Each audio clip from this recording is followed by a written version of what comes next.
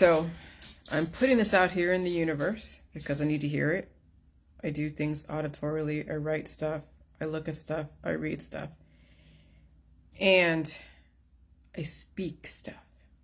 So all of my B cell memories will remember this information on so many different levels. All of my 5 senses and my 6th sense. So I figured out how to explain the viruses. Viral proteins hold the fatty acid, amino acid, prohormones, and minerals. But what you're not aware of is one virus can hold a B cell, T cell lymphocyte regulator, which is an anti-inflammatory, inhibiting gene expression, fight infection. B cell, T cell lymphocytes expressors, inflammatory gene expression, infection, tumors, cancer. Now, those are the extreme sides of it. You can have so much anti-inflammatory, you destroy yourself. You have so much gene expression, you have cancer, or you just keep growing and growing until there's no limitation, right? So each T cell subset has a unique functional role, including their capacity to produce pro and anti-inflammatory cytokines in response to an immune challenge. So that is the lymphatic system, and it is programmed to hold some life and die someday, or hold more life and never die, just assimilate. So even more importantly, what are these T cells and B cells programmed to attack, and why? Now, if you understand the JJ meta mentality, not only will you need to reconcile with your own chaos, but you will be dealing with other people's chaos and as well if you travel in a pack. So you don't even know how these B cells and T cells have been programmed. So yes, you might get some kind of therapeutic to stop the inflammation, but that inflammation could be something that you need to express because it's a food. It's a food protein. Okay? It's a food protein. It's something that you need to develop and assimilate to your environment so you can grow and adapt and evolve. So you don't know how these T cells and B cells have been programmed when it's taken from the population, when it has been categorized as an overarching name like a COVID-19. COVID-19 originated someplace in China. Where it came from originally, you'll never know. Again, you'll never know. Everyone speculates, bats, labs, whatever. You'll never know where it came from. But what people hold in their antibodies, which are the B cells and T cell lymphocytes, what they hold in their antibodies is so much different programming. And it could be programming against your food supply. It could be programming against the environment. And it could also allow you to grow and develop and assimilate. But it also could be an anti-inflammatory. That's why I say when you're using antibiotics, you're using anti-inflammatories, you're basically suppressing all the life in your body when you're using an overarching painkiller, an overarching antibiotic like an anti-seizure, anti-convulsive, an antiviral, an antibiotic, an antibacterial, an antimicrobial, an antifungal, an antibacterial. Okay, so when you're using all these anti-life types of drugs or remedies, you're suppressing the life that needs to express itself. And why is this life expressing itself in such a level, such a high energy level? Because there are so many anti-inflammatories being used that, again, Mother Nature needs to balance out the microbiome and or the population. And so while it sounds great that the marketing behind all these different therapeutics says that it's an anti-inflammatory, and when I said, well, maybe some of these therapeutics can cause growth, and someone picked up on that, and they're like, oh no, they've already tested for cancer. They already tested for any kind of expressor. It's all anti-whatever that is in the antibodies picked up from the population. Remember, the testing centers use people's information to create the therapeutics. And you're getting a diverse amount of information. You have no idea what people have done. They have taken their herbs, their antibiotics, their chemotherapy, radiation, different therapies, their plant-based therapies, the plant alkaloid therapies. People are doing so many therapies that are anti your environment, anti your food supply. And then it's being used as a therapeutic, as a way to program your immune system to then create T cells against that exposure as an anti-inflammatory. And then we have allergies in the population. Where do these allergies come from? There's so many layers of the different therapeutics that happened, that in the holistic world, in the allopathic world, and then all the therapeutics on top of that when someone doesn't want to feel their body expressing itself or releasing or activating. So they're taking something that is anti-inflammatory. They're trying to lessen the energetic symptoms. Well, people say, oh, it's a good thing because I don't want to deal with cancer, disease, and chronic illness. Well, at some point, if you want to live, if not indefinitely, you got to have more life expressing itself than having anti-inflammatories suppressing, inhibiting gene expression. And that's why we have been programmed to pass away at some point. That's the self-destruct button. Is all the anti-inflammatories through the plug and play, and all the antibiotics and all the antibiotics. And so people are like, well, you're not supposed to live forever. Well, no shit, when your body is full of the anti-inflammatories, inhibiting gene expression. That's what biotech does, is that when someone doesn't want to feel something, they go and figure out and tailor something or use something that's just like a general painkiller, like Tylenol or Advil over the counter. The prescription drugs are a little bit more targeted, but then you get even more of the tailored to your immune system when you have a therapy specifically for your specific situation, because you have a configuration of so much gene expression, because the body is dying to live. It's been exposed to so many different things. It's dying to live. You have been using so many anti-inflammatories and antibiotics your whole life, and now it finally wants to find a way to live. It's dying to live. And then now you have to get an even more targeted therapeutic for your situation, which then will then cut down your lifespan even shorter. And so, yeah, people are exactly right. You're not supposed to live when you are using the therapeutics, when you are going to the doctor, when you're going to the veterinarian. Of course not. But people survive the therapies. Well, they do for a certain amount of time. But you see the order of operations. Yet again, we're going into the math, order of operations, the parentheses, was it PEMDAS? Parentheses, exponents, multiplication, division, addition, and subtraction. Same thing as start with the nursery, end up in the morgue. And everything in between, it's all the plus and minus. Plus here, minus here, plus here, minus here, plus here, minus here, more minus, more minus, more minus. I don't want to feel the plus. Okay, more minus. And so then you see that, then that's why there's lifespans.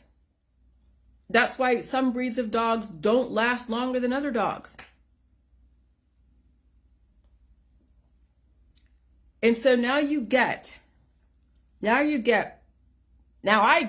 now I'm rewriting the virus portion of my book. It's not going to be as so intricate as it was in my other book. I already wrote all that stuff before, and you already have that. So am I really going to be taking stuff and just regurgitating what I wrote last time? No, this is what's going to be in the book. Because will I go into then all the intricacies of the fatty acid? It's all like this. That's getting so detailed that people their eyes will glaze over. You can Google fatty acid.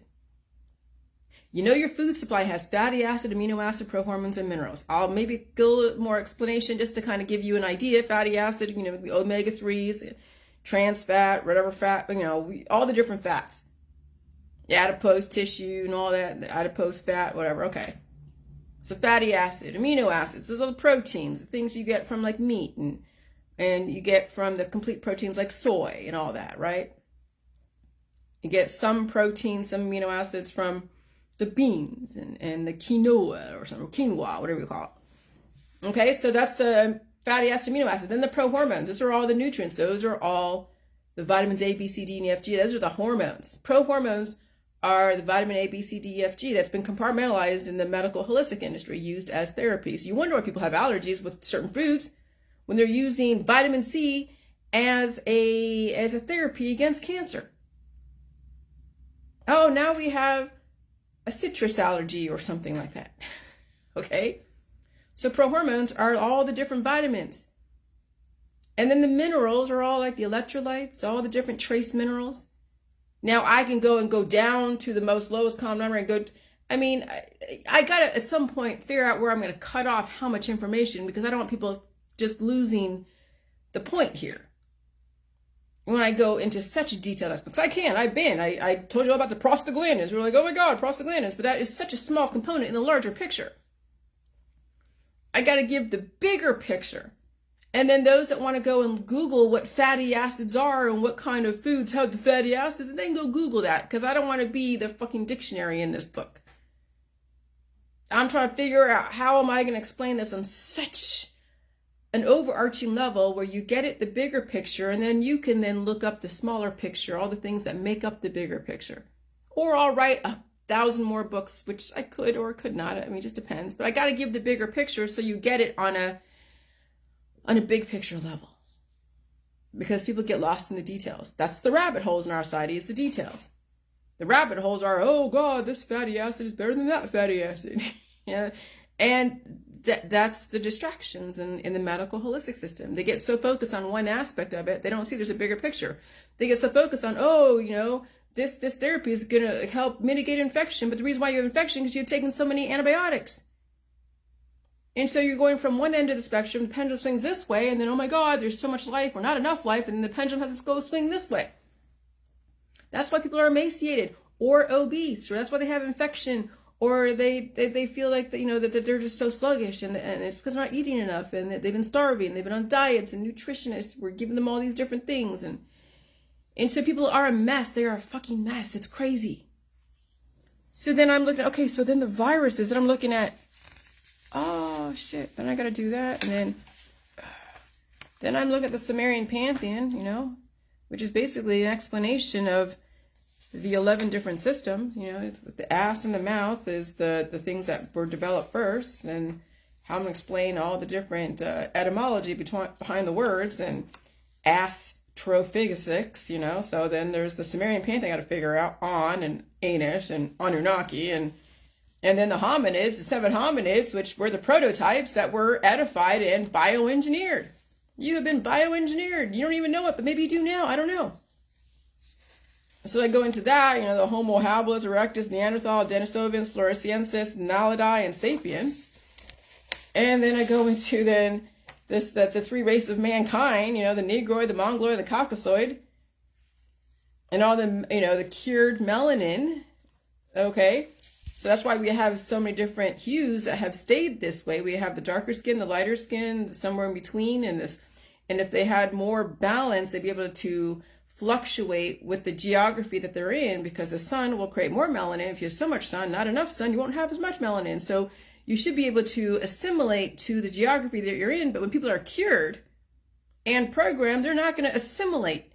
They're going to die and reproduce. That's how we're able to have all these different diversity. That's what diversity is when we cure people into a specific programming, and we nip and tuck them throughout their whole life until they can't take to the cures and the nips and the tucks and the bioengineering, and then, oh, well, we can't do anything more for you, and you're in palliative care or you're in hospice. Okay. Then you have the blood types. The blood types are telling you then how your 16 different personality types are going to be. Inspector, crafter, protector, artist, advocate, mediator, architect, thinker, persuader, director, performer, caregiver, champion, giver, debater, commander, and you have all the scripts. And you have the Greek pantheon that's all tied to this. They're all tied to the hormones. I mean, the stories are great. People probably existed. They were bioengineered, and the story was wrote about them. Oh, Zeus. Oh, Hera. Oh, Aphrodite. Oh, love, love, love. Then you have the programming, the alphanumeric codes, the letters, the words, the concepts, the programming, the simulation, civilization, number logic, 0 to infinity.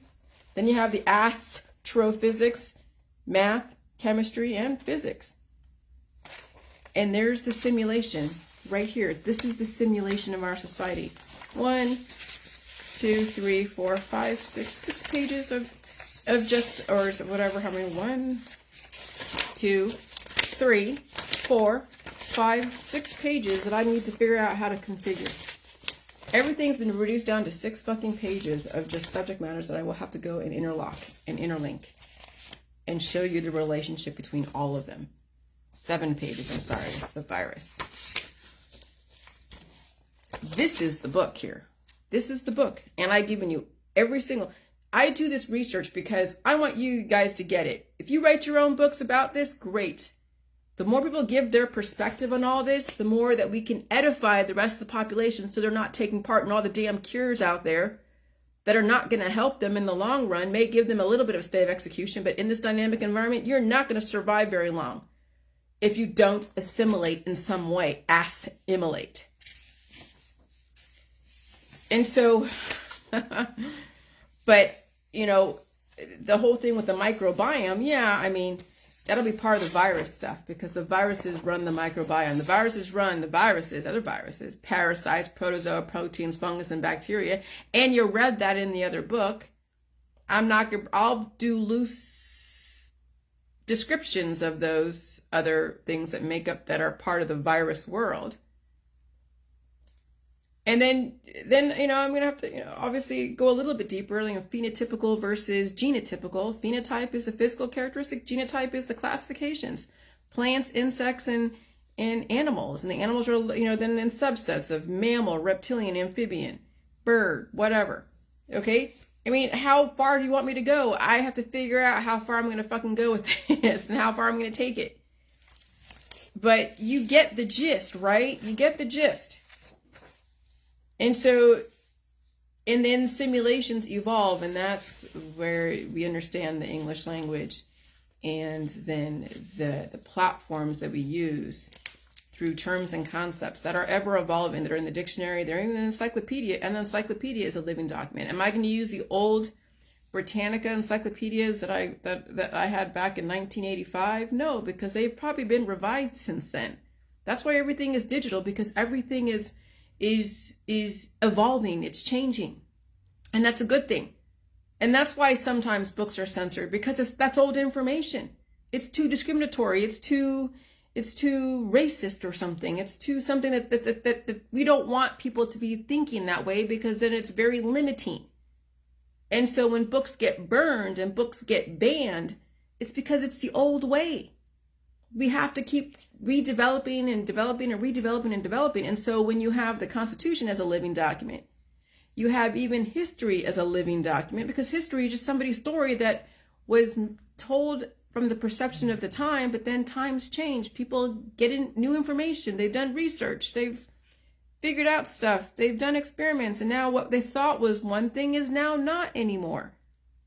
And so you have to keep up with the new information, even if it conflicts with what you think you know about something.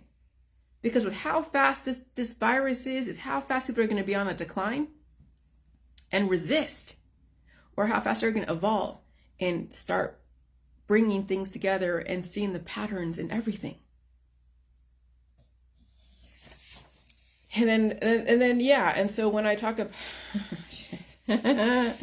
the Freemasons will be here somewhere, I don't know where, because they're the ones that developed the politics, religion, and science. That's what I'm going to say, the Freemasons. If the names change down the road and they're not called Freemasons anymore, fine. But no, Freemasons run our society.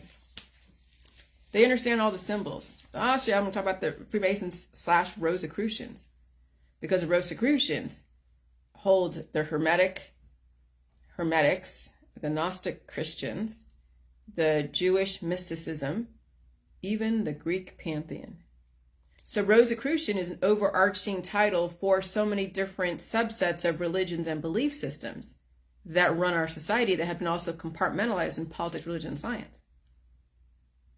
So that's why they brought us to the Rosicrucian Museum when I was a kid in San Jose, California. And they added even more to the museum. I don't remember them, remember the alchemy section in the Rose. All I saw was the tombs. They had the tombs and something, yeah, the tombs and maybe a big box with what would be a pharaoh, a mummy or something. But I didn't see the alchemy section, but they definitely added the alchemy / big pharma, Silicon Valley, the hub of biotechnology. So the Rosicrucians definitely were all part of the alchemy of pharmaceuticals and the holistic market, and then all the therapies. This is exciting. All right, bye.